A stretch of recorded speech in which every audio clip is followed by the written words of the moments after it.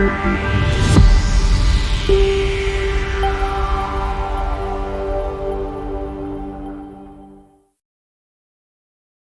am pleased to share with you the English version of the insightful webinar on Understanding and Alleviating Psychological Suffering in Elderly Individuals, presented by Professor Mr. Alwani.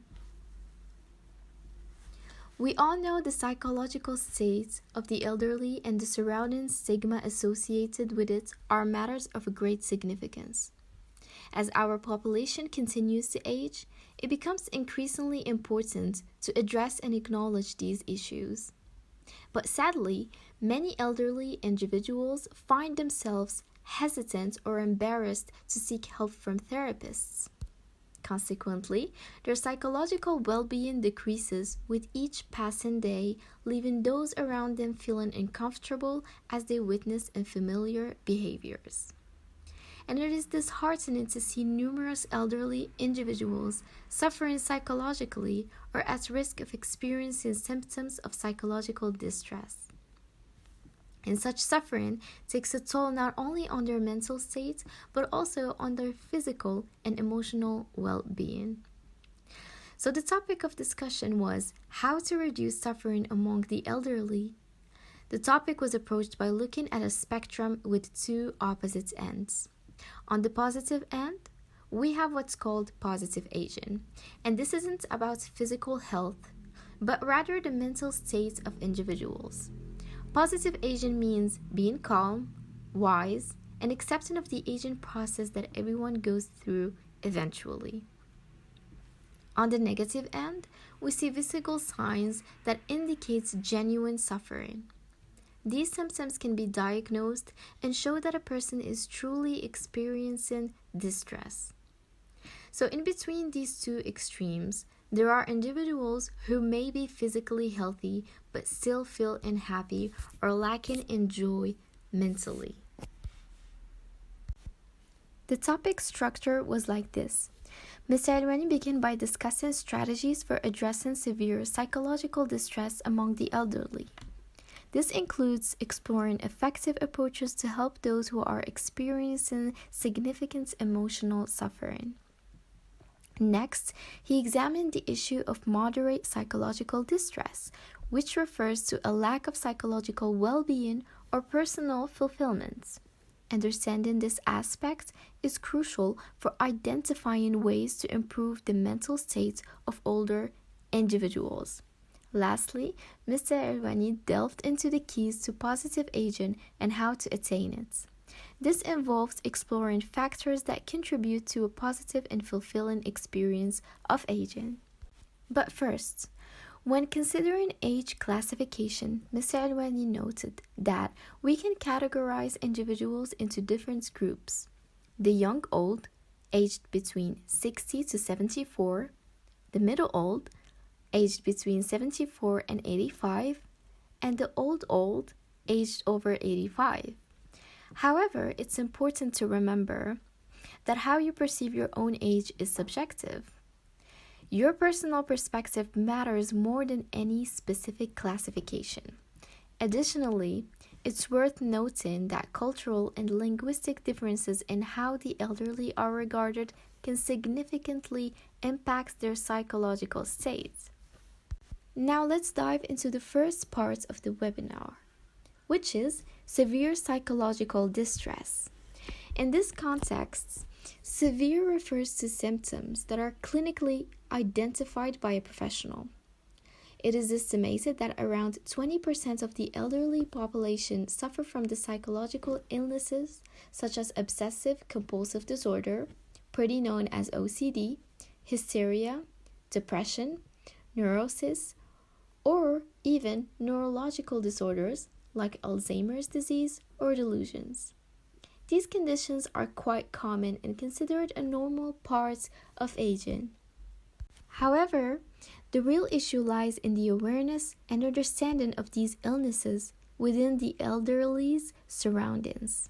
Similar to how parents become vigilant about illnesses or viruses that may affect their babies or children, the people surrounding the elderly should also have a similar level of awareness. It is important for them to recognize their role in the relationship with the elderly and to create an environment that reduces the burden and avoids normalizing the illnesses. It is crucial to have realistic expectations and not place undue pressure on the elderly to be as they were in their younger years. So, to summarize, we should accept that the elderly suffer psychologically. Second, we should educate ourselves on the topic in question. And last, we should seek help and consulting from specialists. But after considering all these aspects, it is important to be cautious and avoid categorizing the elderly into boxes defined by their conditions such as depression, OCD, or Alzheimer's disease. Because by doing so, they may be perceived as burdens and may feel a loss of dignity, as every reaction or behavior from them is attributed solely to their illness. So it is crucial to remember that the elderly are individuals with unique experiences, emotions, and capabilities beyond their medical conditions. Instead, we should strive to see them as whole persons, deserving of respect and understanding. While their illnesses may play a role in their lives, it should not define their entire identity. We should approach them with empathy, recognizing their autonomy and the complexity of their lives. It is also important to acknowledge that taking medications is just one aspect of their overall well-being, and there are many other factors that contribute to their quality of life. By avoiding the tendency to box the elderly into their conditions and treating them with dignity and compassion, we can foster an environment that supports their overall well-being and preserves their sense of self-worth.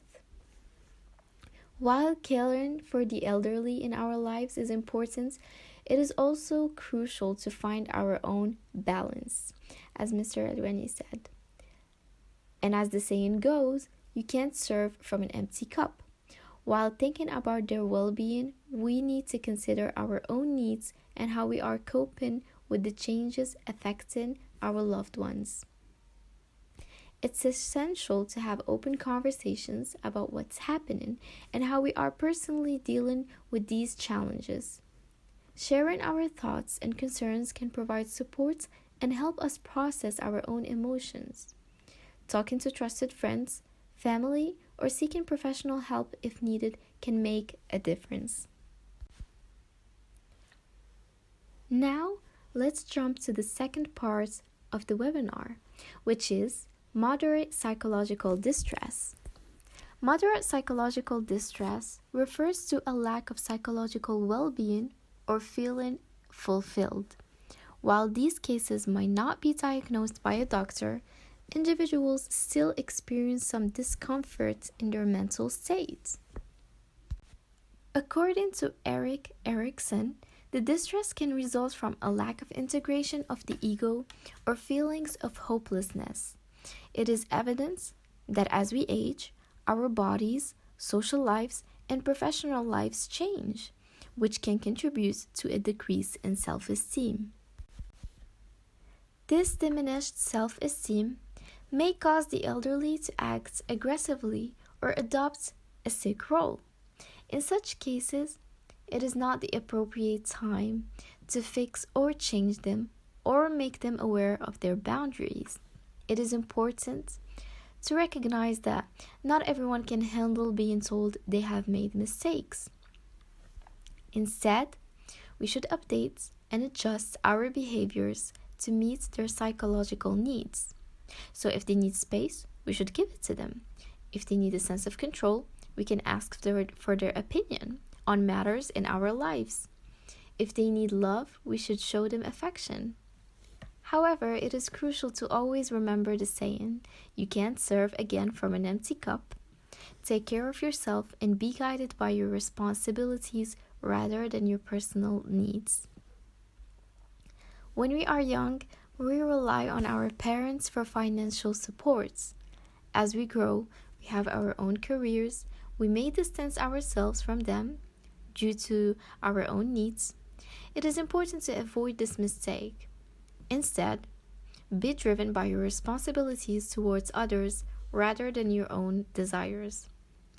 And when maintaining a relationship with someone who has psychological challenges, it is important to establish a mechanism to protect yourself from their aggressiveness. This can involve setting boundaries and creating barriers to maintain your own emotional well-being. Psychological disengagement, in fact, can also be a useful strategy in this regard. It involves creating a mental and emotional distance from the negative aspects of the person's behavior or condition. This doesn't mean completely disconnecting or abandoning them, nor becoming the parent of this person, but rather finding ways to protect yourself from the potential harm caused by their aggression or other challenging behaviors. Now, the last part of the webinar, which is the keys to positive aging and how to attain it. Age certainly brings with it certain benefits.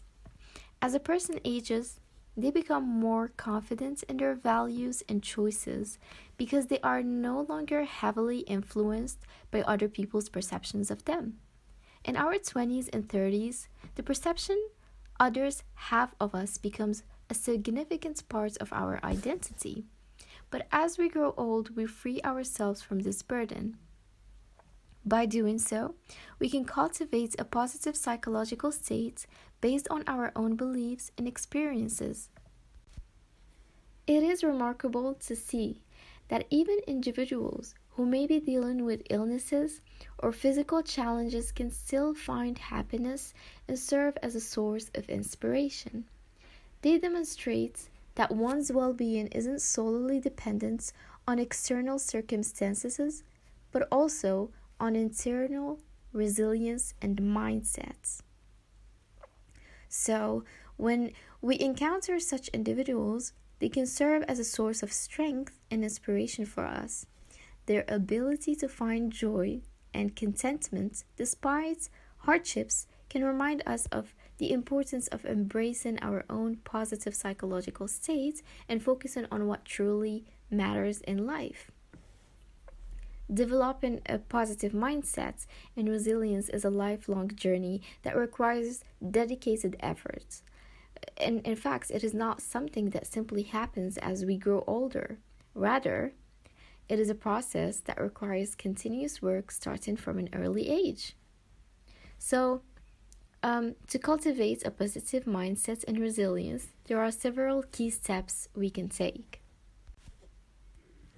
Mourn mortality, which is the first one. Acknowledge and accept the reality that life is finity. Let go of the illusion of control and the need to always be the center of attention. Embracing the impermanence of life can help us appreciate the present moment and focus on what truly matters. Second, we should address psychological traumas, because it is essential to confront and heal psychological traumas early in life. Unresolved traumas can manifest in negative ways as we age, becoming a burden for ourselves and those around us. Seeking therapy or other forms of support can help in healing and preventing future difficulties. Lastly, embrace life and its losses. Life is filled with both joys and losses. Accepting the inevitability of losses and learning to navigate through them is crucial for personal growth. Because by acknowledging and working through these losses, we can develop resilience and find meaning in the face of adversity. So, to assess whether we are approaching a positive aging, it is important to reflect on our thoughts and feelings at the end of each day. What do we say to ourselves? Do we focus on self-criticism and feelings of inadequacy, or do we recognize our own accomplishments and express gratitude for the day? By examining these patterns over time, we can gain insights into the overall trajectory and quality of our lives.